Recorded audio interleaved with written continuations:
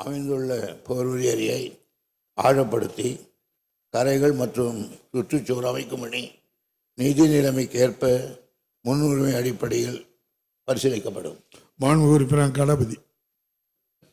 மாண்புமிகு பேரவைத் தலைவர் அவர்களே, மாண்புமிகு முதல்வர்களுக்கும் துணை முதல்வர்களுக்கும் அவை முன்னோர்களுக்கும் வணக்கத்தை தெரிவித்து, மதுரவாயல் சட்டமன்ற தொகுதிக்குட்பட்ட போரூர் ஏரியானது போரூர் கிராமம் புலாயன் 370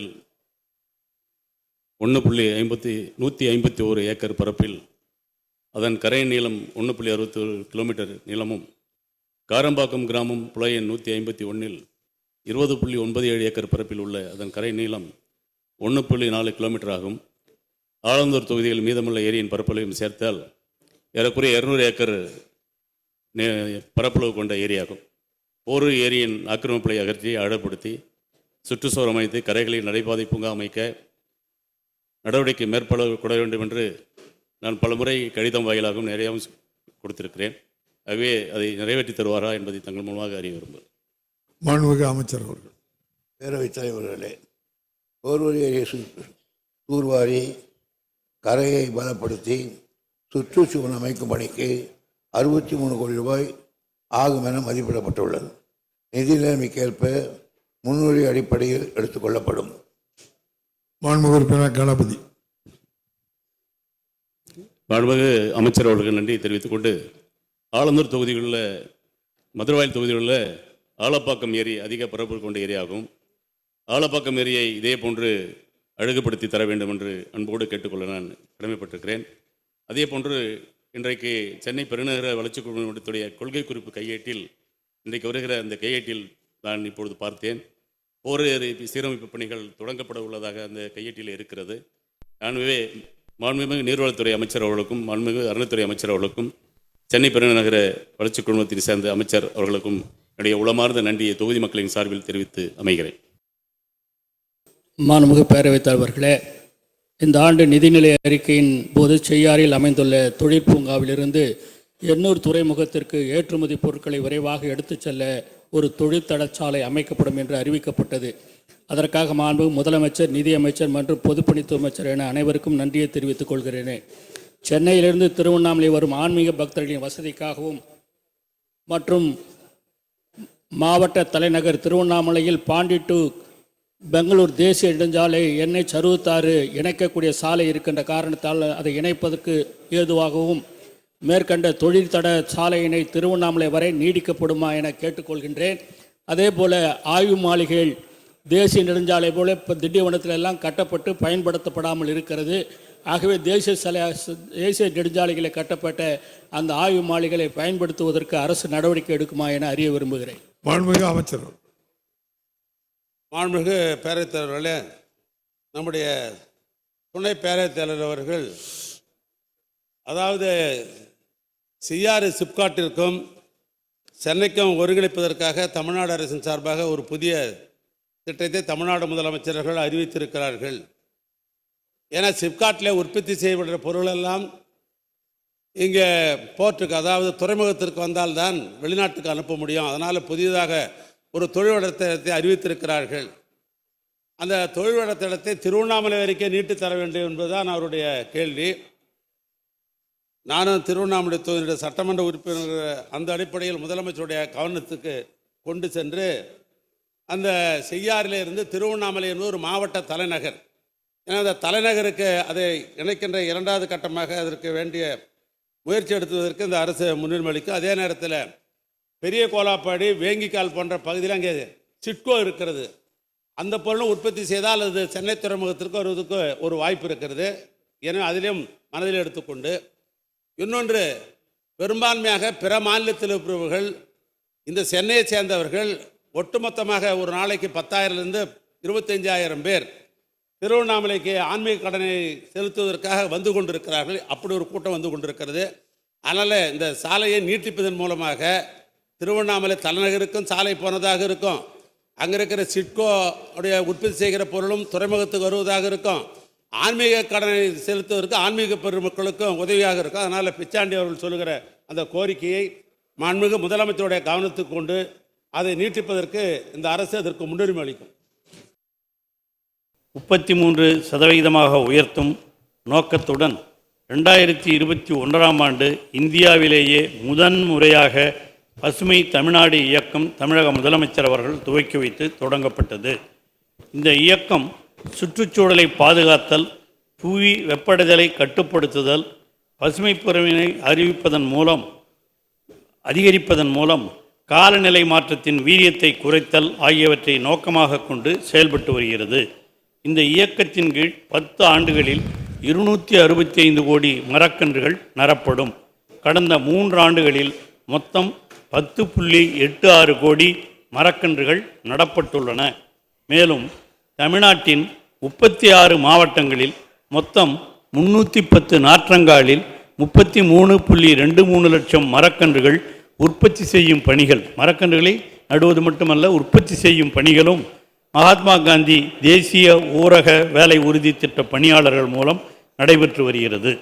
ரூபாய் 25 கோடி மதிப்பீட்டில் 100 மரகத பூஞ்சோலைகள், கிராம மரப்பூங்காக்கள் கடந்த 2021ஆம் ஆண்டில் அறிவிக்கப்பட்டு 83 மரகத பூஞ்சோலைகளில் பணிகள் நிறைவு பெற்று செயல்பாட்டில் உள்ளது. மீதமுள்ள 17 மரகத பூஞ்சோலைகள் அந்த கிராமப்புறத்தில் இருக்கிற அந்த மரப்பூங்காக்கள், மரகத பூஞ்சோலைகள் உருவாக்கும் பணிகள் மேற்கொள்ளப்பட்டு வருகின்றன.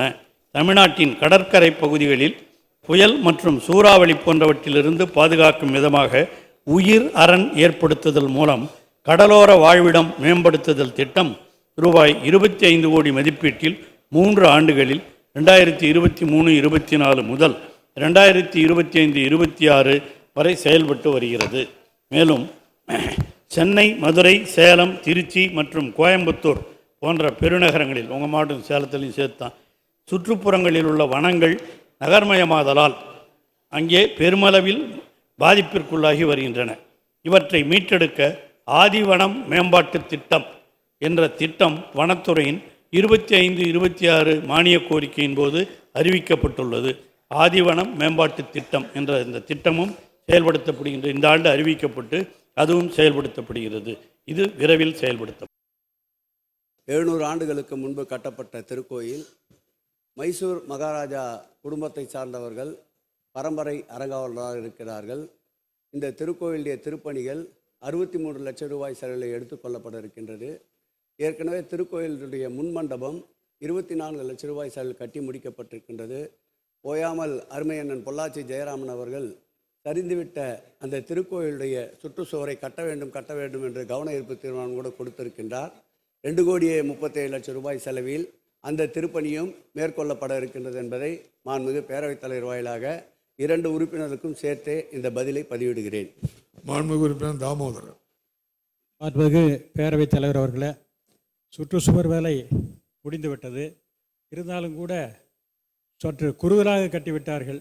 ஏற்கனவே இருந்த சுவர் இடிந்து விட்டதால் அந்த சுவரின் மீது வைத்து கட்டியிருந்தால் மிக அகலமாக இருந்திருக்கு. ஏன்னா மலைக்கோயிலாக இருக்கிறனால் மேற்பகுதிகள் சற்று அகலமாக இருந்தால்தான் அங்கே சென்று வர முடியும்.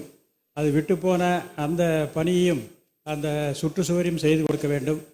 மற்றும் கோபுர வேலையெல்லாம் பாக்கி இருக்கிறது. கிட்டத்தட்ட இன்னும் 50 லட்சம் ரூபாய்க்கு மேல் செலவாகும் என்று சொல்லியிருக்கிறார்கள். அதனால் அந்த சுற்றுச்சுவருக்கும் அந்த கோபுர வேலைக்கும் நிதி ஒதுக்கி முழுமையாக அதை முடித்து கொடுக்க நம்முடைய அமைச்சர் அவர்கள் முன்வருவாரா என்பதை தாங்கள் முன்பாக கேட்டுக்கொள்கிறேன். மாண்புமிகு அமைச்சர் அவர்கள்.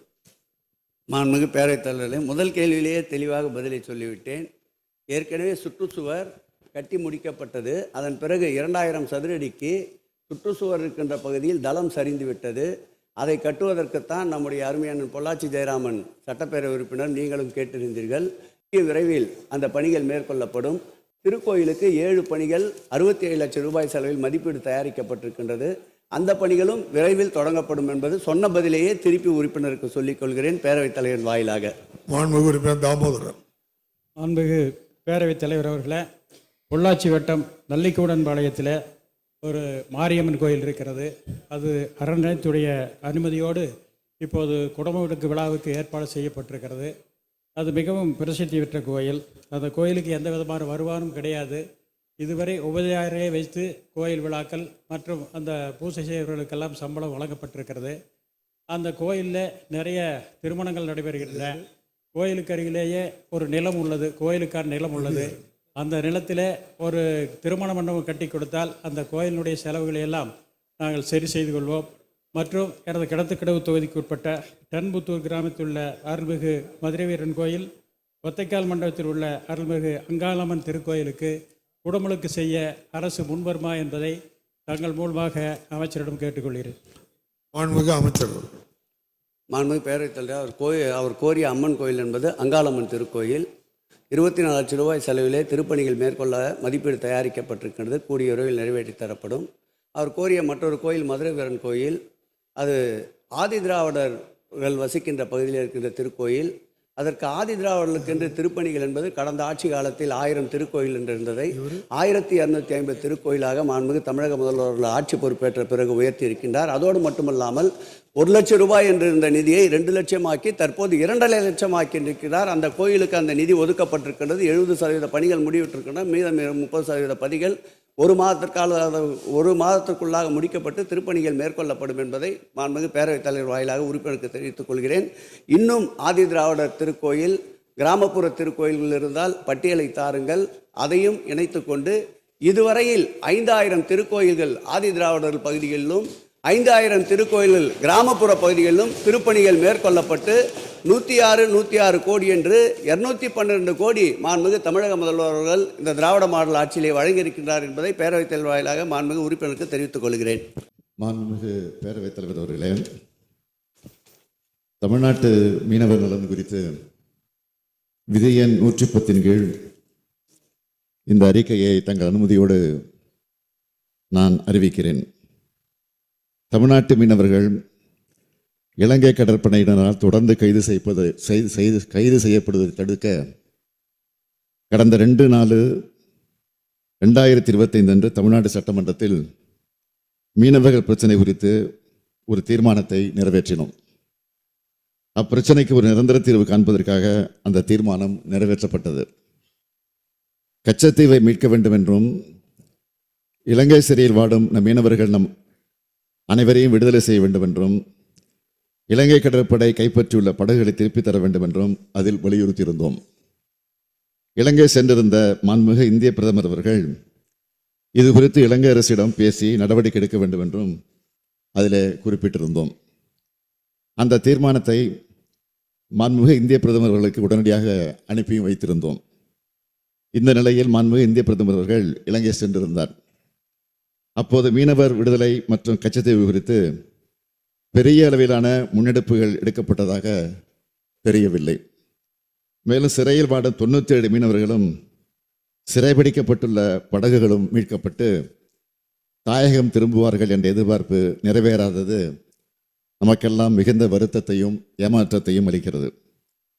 தமிழ்நாட்டின் கடலோர மாவட்டங்களைச் சார்ந்த மீனவர்கள் அடிக்கடி அதிக எண்ணிக்கையில் கைது செய்யப்படுவது கடந்த சில மாதங்களாக நம் அனைவரையும் கவலைக்கு உள்ளாக்கி வரக்கூடிய செய்தியாகும்.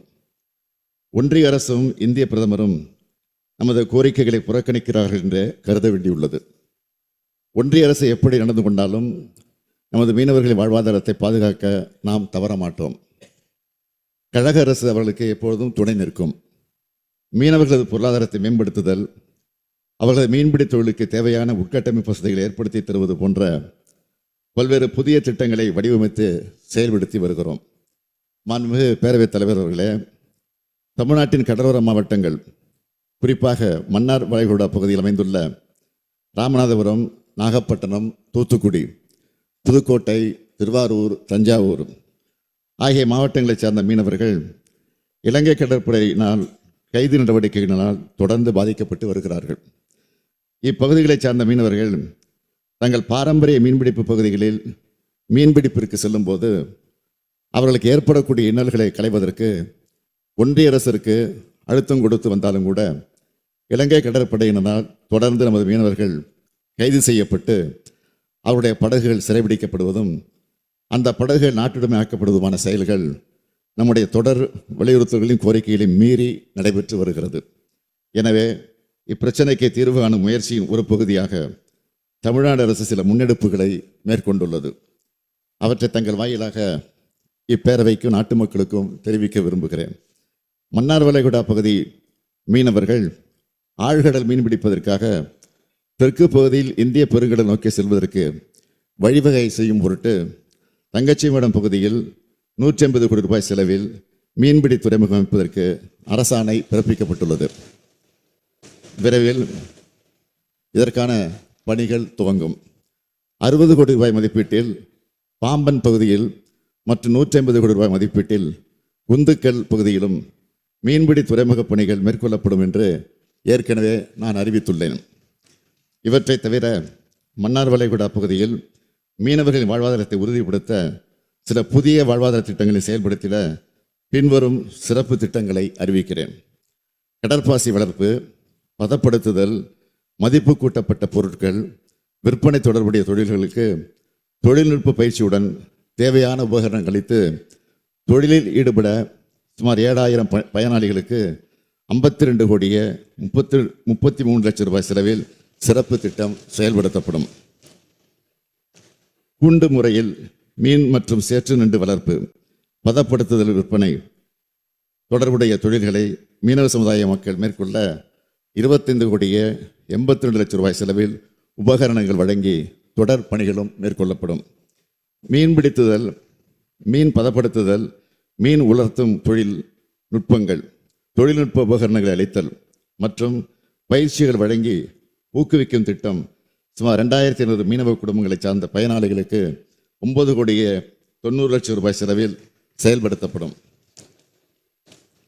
சுமார் 15300 மீனவர்களுக்கு மீன் மற்றும் மீன் சார்ந்த மதிப்பு கூட்டப்பட்ட பொருட்களை தயார் செய்வதற்கான தொழில்நுட்ப பயிற்சி வழங்க 20 கோடியே 52 லட்சம் ரூபாய் செலவில் திட்டம் செயல்படுத்தப்படும். மீன் வளம் சார்ந்த வாழ்வாதாரமான வலை பின்னுதல், வலை பழுது பார்த்தல், படகு கட்டுமான தொழில், படகு பழுது பார்த்தல், கருவாடு தயாரித்தல், வண்ண மீன் தொட்டிகள் தயாரித்தல், படகு ஓட்டுநர் பயிற்சி, கடல் சிப்பி அலங்கார பொருட்கள் தயாரித்தல் ஆகிய தொழில்கள் செய்ய 54 கோடியே 48 லட்சம் ரூபாய் மதிப்பீட்டில் சுமார் 20,100 மீனவர்கள் பயன்பெறக்கூடிய வகையில் திட்டங்கள் செயல்படுத்தப்படும். மீன்வளம் சாராத பிற தொழில் வாய்ப்புகளை ஏற்படுத்தி தர குறிப்பாக காளான் வளர்ப்பு, சுற்றுலா படகு இயக்குதல், கைவினைப் பொருட்கள் தயாரித்தல், வீட்டு முறை மசாலா பொடிகள் தயாரித்தல், அழகு கலை பயிற்சி, சிறுதானிய உணவு தயாரித்தல் போன்ற பல்வேறு தொழில்கள் செய்ய சுமார் 14,700 பயனாளிகளுக்கு 53 கோடியே 62 லட்சம் ரூபாய் செலவில் இந்த திட்டம் செயல்படுத்தப்படும். தமிழ்நாடு அரசின் மீன்வளத்துறை, மீனவர் கூட்டுறவு சங்கங்கள், மகளிர் சுய உதவிக்குழுக்கள், தொழிலாளர் நலத்துறை, தமிழ்நாடு மகளிர் மேம்பாட்டுக் கழகம், தமிழ்நாடு திறன் மேம்பாட்டுக் கழகம் போன்ற பல்வேறு அமைப்புகளும் அரசு துறைகளும் இணைந்து திட்டங்களை செயல்படுத்தும். இந்த திட்டங்களை எல்லாம் ஒருங்கிணைக்க திட்ட கண்காணிப்பு பிரிவு உருவாக்கப்பட்டு அதன் மூலம் திட்ட செயல்பாடு தொடர்ந்து கண்காணிக்கப்படும். நமது மீனவர்களின் வாழ்வாதாரத்தை காத்து மேம்படுத்தும் பொருட்டு இந்திய பெருங்கடலின் ஆழ்கடல் மீன்பிடிப்பு செய்வதற்கு ஏதுவாக ஏற்கனவே அறிவிக்கப்பட்ட மீன்பிடி துறைமுகங்கள் 360 கோடி ரூபாய் செலவில் செயல்படுத்தப்படும். மீனவர்களின் வாழ்வாதாரத்தை மேம்படுத்த 216 கோடியே 73 லட்சம் ரூபாய் செலவிடப்படும். மொத்தம் 576 கோடியே 73 லட்சம் ரூபாய் செலவில் செயல்படுத்தப்படும். இந்த திட்டங்களால் மன்னார் வளைகுடா பகுதியைச் சார்ந்த மாவட்டங்களின் மீனவர்கள் பெரிதும் பயனடைவார்கள். அவருடைய வாழ்வாதாரமும் மேம்படும். அது மட்டுமல்ல, நமது மீனவர் சொந்தங்களின் குடும்பத்தினர் கூடுதல் வாய்ப்புகள் பெற்று அந்த அதிகமான பொருளீட்ட வழிவகை ஏற்படுத்தப்படும் என்பதை இந்த பேரவையில் தெரிவித்து அமைகிறேன். மாண்புமிகு பேரவைத் தலைவர் அவர்களே, மாண்புமிகு உறுப்பினர் மனோஜ் பாண்டியன் அவர்கள் திராவிட இயக்கத்தினுடைய தலைவர்களில் ஒருவராக இருந்த சவுந்தரபாண்டியனுடைய சிலை அவருடைய மணிமண்டபம் அமைக்க வேண்டும் என்று கோரிக்கை வைத்திருக்கிறார்கள். நிச்சயமாக அவருடைய கோரிக்கை நிறைவேற்றப்படும் என்பது தெரிவித்துள்ளது. ஒரு அரசாங்கமே, அரசாங்கத்தை சார்ந்த நிறுவனம் டாஸ்மாக் நிறுவனம், ஏன் தமிழ்நாட்டில் இருக்கின்ற உயர்நீதிமன்றம் அந்த வழக்கு விசாரணையை எடுத்துக்கொள்ளக்கூடாது, வேறொரு மாநிலத்துக்கு ஏன் மாற்ற வேண்டும் என்றுதான் நாங்கள் கேள்வி எழுப்பினோம். இந்த மக்களுடைய கேள்வியும் இதை பேசுவதற்கு அனுமதி கொடுக்கவில்லை. இன்றைக்கு சட்டப்பேரவைத் தலைவர்களும் அவை முன்னவர்களும் அவையிலே பேசுகின்ற பொழுது நீதிமன்றத்தில் வழக்கு நடைபெற்று கொண்டிருக்கின்ற போது அது பொருள் குறித்து பேச வேண்டாம்னு சொல்கிறார். அது நாங்கள் ஏற்றுக்கிட்டோம், அதுக்குள்ளேயே நாங்கள் போகலை. ஆனால் இன்றைய தினம் இன்றைக்கு டாஸ்மாக் நிறுவனம் என்பது அரசு சார்ந்த நிறுவனம். அந்த நிறுவனமே அரசின் சார்பாக உச்சநீதிமன்றத்திலே இந்த அமலாக்கத்துறை சம்பந்தமான வழக்கை தமிழ்நாட்டில் இருக்கின்ற உயர்நீதிமன்றம் நடத்தக்கூடாது, அதற்கு பதிலாக வேறு மாநிலத்துக்கு உயர்நீதிமன்றம் நடத்த வேண்டும் என்று இன்னைக்கு மென்ஷன் செய்து அதைத்தான் நாங்கள் கேட்கின்றோம். அப்படின்னா அந்த அரசாங்கம் தவறு செய்கின்றது நிரூபணமாக இருக்குது. ஏன்னா எதுக்கு வேறு மாநிலத்தில் சுட்டி காட்டுறாங்க? எல்லா பகுதியிலுமே நீதிமன்றம் தானே. இந்தியாவுக்குள் இருக்கின்ற பல மாநிலத்திலும் உயர்நீதிமன்றம் இருக்குது. எங்கே விசாரித்தாலும் இதுதான் விசாரிப்பாங்க. ஆனால் தமிழ்நாட்டில் விசாரித்தா அவ்வப்போது தொலைக்காட்சியின் வாயிலாக பத்திரிகையின் வாயிலாக இவர்கள் செய்த தவறு உடனுக்குடன் போய் சேரும். அதை மறைப்பதற்கு தான் இந்த அரசாங்கம் இப்படி தில்லுமுள்ளு வேலையை செய்திருப்பதாக நான் கருதுகிறோம்.